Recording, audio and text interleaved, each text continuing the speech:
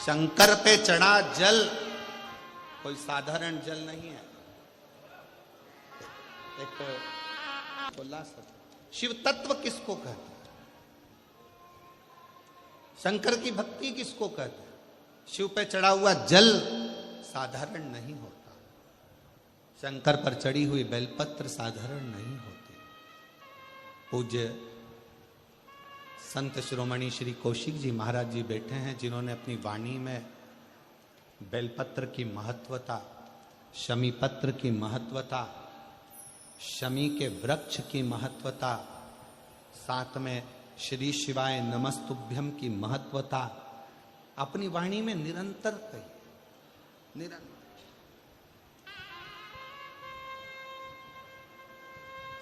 शिव जल साधारण नहीं है, शंकर की भक्ति साधारण नहीं है, शिव स्मरण साधारण है।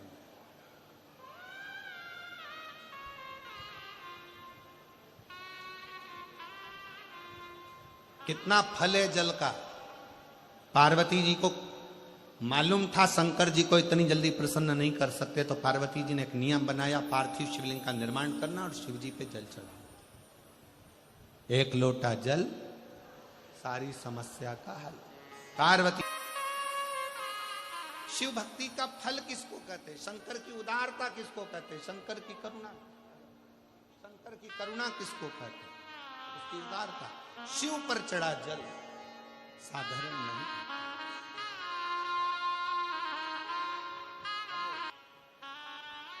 शिव तत्व में वो फल है।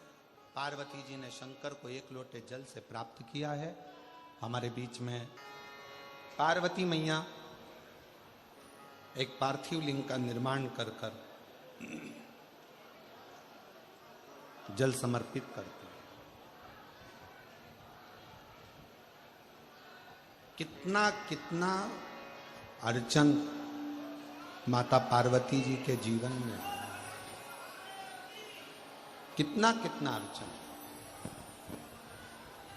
माता पार्वती मैया जब जब जल भरने के लिए जलाशय में जाती हैं और शिव जी को जल चढ़ाने के लिए लेकर आती हैं, तो बीच में मगर उनको रोक लेते हैं।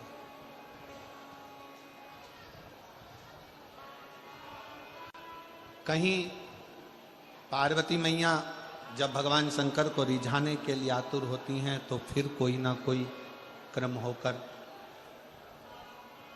उनकी अर्चना जो हो रही है, भजन जो हो रहा है, स्मरण जो हो रहा है, उसमें अड़चन दी जाती है। शिव महापुराण की कथा कहती है कि जब भी आप कोई तप करेंगे, साधना करेंगे, भजन करेंगे, कीर्तन करेंगे, मंत्र जाप करेंगे, नाम जाप करेंगे, स्मरण करेंगे, तो थोड़ी ना थोड़ी अड़चन बीच में आएगी, आती है। और उसमें घबराना नहीं है। उस अड़चन में अपन को घबराने का काम नहीं है। एक बड़ा सुंदर व्याख्यान वर्णन है। मान लो किसी काम के लिए आप बहुत दिनों से लगे हुए हो और वो कार्य पूर्ण नहीं हो रहा। बहुत दिनों से लगे हो, मेरा ये कार्य होना चाहिए, मेरा ये कार्य होना चाहिए, मेरा ये कार्य होना चाहिए, और नहीं हो रहा। तो शिव महापुराण का एक बड़ा सुंदर सा भाव कहा, बहुत सुंदर सा भाव वर्णन किया कि बेलपत्र का जो नीचे का जो भाग होता है, बेलपत्र के जो नीचे का जो भाग है, इस नीचे के भाग में थोड़ा सा गाय का घृत, देसी गाय का थोड़ा सा घी, घृत इस नीचे के भाग में लगा लेना चाहिए। ये उनके लिए भी है जो बहुत दिनों से कोई कार्य करना चाह रहे हैं पर हो नहीं रहा, बहुत दिनों से लगे हुए हैं, आज होगा, कल होगा, परसों होगा, कोई फाइल अदालत में अटकी हुई है, कोई प्रशासनिक कार्य अटका हुआ है, कोई कार्य अटक रहा है, उसके लिए बहुत जरूरी। नीचे की जो डंडी है उसमें घृत लगा लो, घी गाय का, और इस दो पत्ती और बीच की पत्ती के बीच का जो डंडी का भाग है, बीच की जो डंडी का भाग है, इसमें लाल चंदन लगा लीजिए। बीच के भाग में लाल चंद्र। और किसी भी प्रदोष के दिन प्रातः से लेकर शाम तक के बीच में, प्रदोष काल के मध्य तक के बीच में कभी भी इस बेलपत्र को शंकर भगवान को, ये जो डंडी का मुख है, ये डंडी का मुख जलाधारी की ओर हो और इस बेलपत्र को शिव जी पर समर्पित कर दो। 1 लोटा जल जो आप लेकर गए हो उसको 3 बार इसी बेलपत्र को चढ़ाने के बाद जो जल लेकर गए हो वो 3 बार अपनी कामना कर कर इस बेलपत्र पर समर्पित कर दो। इसी बेलपत्र को वापिस लेकर आ जाइए और अपने कोई भी स्थान पर, पूजन वाला आदि कोई भी स्थान हो वहां उसको रखिए। 3 महीना तो जाने दो, अगर बाबा ने चाहा तो 15 दिन भी नहीं लगने देगा और कार्य की सफलता जरूर, कार्य की सफलता जरूर। शिव उपासना पार्वती जी के जीवन में, माता पार्वती जी के जीवन के अंतर्गत कितनी कितनी अड़चन, कितनी अड़चन, पर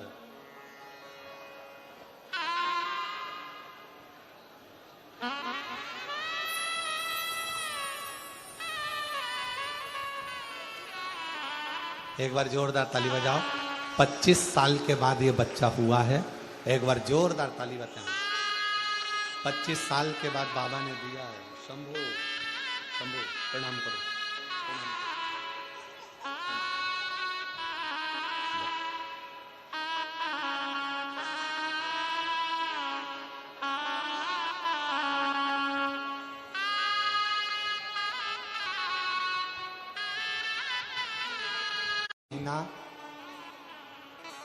20 दिन की डॉक्टर ने कह दिया था कि ये शरीर इसका गल चुका है, बेकार हो चुकी है, ये है नहीं, इसको निकाल दो। 6 महीना 20 दिन की इस बच्चे को जन्म दिया। डॉक्टर ने हाथ ऊंचे कर दिए, पर इस माँ को भी साधुवाद दूंगा जिसने मंदिर में भेज भेज कर 1 लोटा जल चढ़वाकर उसका पानी इस बच्चे को लगाती रही, और आज 25 साल के बाद माँ की गोद में बच्चा। कई लोग ऐसे हैं जो 2 साल 3 साल में हार जाते हैं कि हमारे घर बच्चा नहीं होगा। एक बार अगर मौका मिले तो शिव महापुराण की कथा के पंडाल में बैठकर जब आरती हो, कर्पूर गौरम पूर्ण हो जाए, जब यहाँ से जाओ, उस भूमि को नमन कर कर उसकी रज को अपने गर्भ पर, अपने हृदय से लगाकर विनती कर कर तो देखो। 25 साल क्या, हमने तो अपने व्यासपीठ पर देखा है 40-40 साल बाद भी बाबा ने संतान दी है। तो ये तो 25 वर्ष के बाद औलाद हुई, उससे रिश्ता जोड़े। रिश्ता तेरा मेरा सबसे प्यारा, रिश्ता तेरा मेरा सबसे प्यारा, तू मेरा बाबा, मैं हूँ तेरा लाला, मैं हूँ तेरा लाला, तू मेरा बाबा, मैं हूँ तेरा लाला, मैं हूँ तेरा। एक संबंध शिव से जोड़ने का प्रयास करो। माँ पार्वती के जीवन में बहुत अड़चने आई, पर शंकर का चढ़ाया 1 लोटा जल सारी अड़चनों को हरता रहा। ऐसे भगवान श्री गणेश जी महाराज का प्रागट्य होता है। कल कथा का 6ठा दिन मतलब शिवरात्रि का दिन रहेगा। आप और हम जितने शिव भक्त कल कथा में आए, बड़े प्रेम से कथा सुने। कल रात्रि को भी यहाँ पर कीर्तन भजन जो माताएं रहती हैं खूब करती हैं। परसों के दिन सुबह 8 बजे से 11 बजे तक कथा हो जाएगी। जो लोग 7 दिन की कथा नहीं सुन पाए हैं वो कल और परसों की कथा का इतना लाभ ले लो कि मेरा बाबा तुम्हारी झोली खुशियों से भर दे। इसके बाद में सिंहेश्वर में 21 तारीख से शिव महापुराण की कथा प्रारंभ होगी, जिसका समय सिंहेश्वर बिहार 2 बजे से 5 बजे तक कथा का समय रहेगा सिंहेश्वर बिहार का। और 1 मई से 7 मई तक जयपुर राजस्थान विद्याधर नगर स्टेडियम जयपुर में दोपहर में 1 बजे से 4 बजे तक कथा होगी, जिसका लाभ आप और हम लेंगे।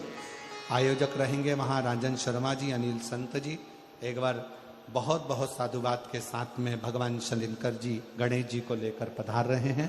पार्वती शिव गणेश जी का वंदन अभिनंदन करें। और कल कथा 1 बजे से 4 बजे के बीच में सुंदर सुंदर प्रसंगों का स्मरण करेंगे आप और हम। हर हर। यहाँ के क्षेत्रीय विधायक महोदय हमारे बीच में आए हुए हैं, ऐसी सूचना है। क्यों बनी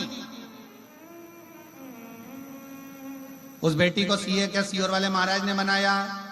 उस बेटी को सीए क्या किसी दूसरे ने बनाया? नहीं, उस बेटी की मेहनत, उस बेटी की लगन और उस बेटी ने जो अध्ययन किया, पढ़ाई करी और अपनी मेहनत को 4 गुना बढ़ाया, उससे वो बेटी सीए बन गई। उस बेटी की लगन, उस बेटी की मेहनत, उस बेटी की लगनता, उसने जो अध्ययन किया, उसने जो रात दिन एक किया, उससे वो सीए बन गई। और फिर निवेदन है मेरी जीजियों से, मेरे जीजाओं से, मेरी बेटियों से, मेरे बेटाओं से, आप अपने लक्ष्य पर अगर डटे हुए हो, अपनी मेहनत को 4 गुना कर रहे हो और शंकर भगवान पर विश्वास कर कर अपनी मेहनत 4 गुना बढ़ाकर कर रहे हो, तो दुनिया में कोई तुम्हें हरा नहीं सकता। तुम जीत कर ही रहोगे, अग्रण्य बढ़कर ही रहोगे। करो मेहनत। बोल बम का नारा है। नजर लग गई तुमको, कितना धीरा धीरा बोल रहे हो, थोड़ा अच्छे से बोलो। हरियाणा के लोग इतनी दमदारी से बोलते हैं जैसे वहां से बोली थी। आवाज बढ़ा दे रे, ऐसी दमदारी से बोलो। बोल बम का नारा है, सारी समस्या का हल, एक लोटा जल। और वो लोटा बड़ा कमाल का। बोल बहुत कमाल का। एक सेठ जी, सेठानी और उनका पोता, तीनों की तीनों शंकर जी के मंदिर में जल चढ़ाने के लिए गए। घर से लोटा नहीं ले गए, मंदिर का ही लोटा उठा लिया। लोटा भी मंदिर में एक ही था। इधर से पत्नी ने पकड़ा, इधर से पति ने पकड़ा, उधर से पोते ने पकड़ा। मैं चढ़ाऊंगा, पहले जल में चढ़ाऊंगा। तीनों झगड़ा कर लिए। लोटा भरा भरा या शंकर जी के ऊपर, वो इधर खींचे, वो इधर खींचे, वो इधर खींचे, लोटा गिर गया शंकर पर। लोटा गिर गया शंकर जी पे। पार्वती जी शिव जी के चरणों की पूजन करने आई थी। पार्वती जी ने शंकर जी के सिर पे गुमा देखा, सिर पर अच्छा खासा गुमा। पार्वती जी ने, एक सेठ जी सेठानी और उसका पोता लड़ रहा था। प्रभु, उनकी भक्ति में कितना दम है। लोटा शिवलिंग पे गिरा और गुमा यहां पड़ा। अब भी जाओ और उनको वर दे कर आओ, नहीं तो दूसरी बार फिर गिरा दे। शंकर भगवान तुरंत प्रकट हो गए। मांगो तुमको क्या चाहिए। तीनों ने पूछा तुम कौन हो? तो के महादेव, शंकर जी।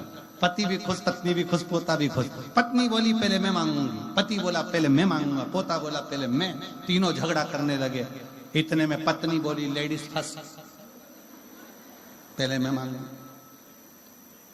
पति ने कहा ठीक है तू मांग ले, मांग। पत्नी ने कहा भोलेनाथ 16 साल की बना दो मुझे, और इतनी सुंदर बनाना, इतनी सुंदर, सब मुझे देखे। शंकर भगवान ने कहा तथास्तु, तथास्तु। अब पति का नंबर आया, तुम मांग लो। पोता बोले पहले मैं मांगूंगा, दादाजी बोले मैं। भगवान ने कहा जिसकी पहले दादाजी बड़े दादाजी ने कहा मैं मांगूंगा, मांगो। अब तो वो 16 साल की बन के वो ऐसे ऐसे हिले और डोकरे को चिढ़ा। शिव शिव है, शंकर शंकर, ओघड़दानी ओघड़दानी। उसको सरलता से, सहजता से उसको पाया जा सकता। पार्वती मैया ने शिव जी को नारद जी के मुख से सुना था कि ये अड़भंग पति मिलेगा, नग्न वेशधारी, जटाजूट बांधने वाला। कहा ठीक।